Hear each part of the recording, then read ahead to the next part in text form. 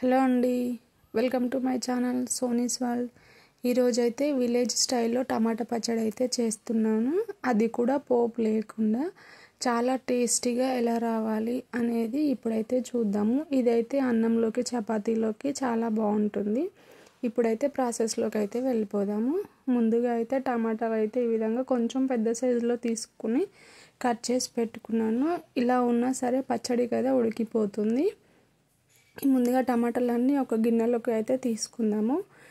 ఇప్పుడు ఇందులోకి పచ్చిమిర్చి అయితే తీసుకుందాము. ఇలా పొడవుగా ఉన్నాయి కదా, మధ్యలోకి అయితే ఇలా చుంచుకోవాలి. పచ్చిమిర్చి అయితే కొయ్యట్లేదు నేను, ఈ విధంగానే అన్నీ ఇలా మధ్యలోకి చుంచుకొని పచ్చిమిరపకాయలు అయితే వేసుకుంటున్నాను.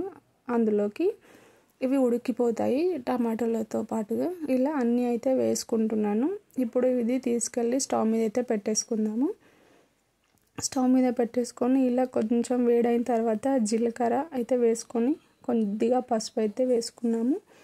కొద్దిగా ఆయిల్ కూడా వేసుకున్నాము మాడిపోకుండా ఉండడానికి. ఇప్పుడు ఇదైతే కొంచెము కలుపుకోవాలి. ఇలా మంట అయితే లో ఫ్లేమ్లో పెట్టుకుని ఉడికించుకోవాలండి, లేదంటే మాడిపోతుంది. మధ్య మధ్యలో కలుపుకుంటూ ఉంటే పర్లేదు. ఇలా అడుగంటకుండా మధ్య మధ్యలో కలుపుకొని ఒక 2 నిమిషాల పాటు ఉడికించుకుందాము. ఇప్పుడు మనకు సగం వరకు అయితే టమాటాలు అయితే మగ్గిపోయాయి. ఇప్పుడు ఇందులోకి కొద్దిగా కరివేపాకు అయితే వేసుకున్నాము. ఇలా కరివేపాకు వేసుకొని కొద్దిగా పల్లీలు కూడా యాడ్ చేసుకుందాము ఇందులోకి. ఇలా పల్లీలు కరివేపాకు వేసుకొని కొంచెం కలుపుకోవాలి. ఇవన్నీ అడుగంటకుండా ఉండడానికి మంట అయితే లో ఫ్లేమ్లో పెట్టుకోవాలి. ఇప్పుడు ఇందులోకి అయితే కొద్దిగా చింతపండు అయితే యాడ్ చేసుకుందాము.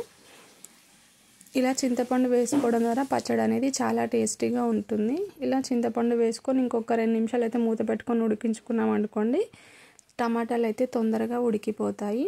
ఇప్పుడు మనకు టమాటాలు, పచ్చిమిర్చి ఇవన్నీ కూడా ఉడికిపోయాయండి. స్టవ్ అనేది ఆఫ్ చేసుకొని చల్లారబెట్టుకుందాం. ఇప్పుడు మనకి ఇవైతే ఉడికిపోయాయి. ఇవి చల్లారబెట్టుకొని మిక్సీ గిన్నెలోకి అయితే తీసేసుకుందాము. ఇప్పుడు మిక్సీ గిన్నెలో వేసుకున్నాను. ఇందులోకి ఫైనల్గా అయితే వెల్లుల్లిపాయలు అయితే వేసుకుంటున్నాను. వెల్లుల్లిపాయలు వేసుకొని తగినంతగా సాల్ట్ అయితే యాడ్ చేసుకొని మిక్సీ అయితే పట్టుకోవడమే. ఇలా ఫైన్ పేస్ట్లా కాకుండా ఇలా కచ్చాపచ్చాగా దంచుకున్నాం అనుకోండి, పచ్చడి అనేది చాలా టేస్టీగా ఉంటుంది. ఇప్పుడైతే నేను పచ్చడి పోపు అయితే పెట్టట్లేదు, ఇలా కచ్చాపచ్చాగా దంచుకొని గిన్నెలోకి అయితే తీసేసుకుంటున్నాను.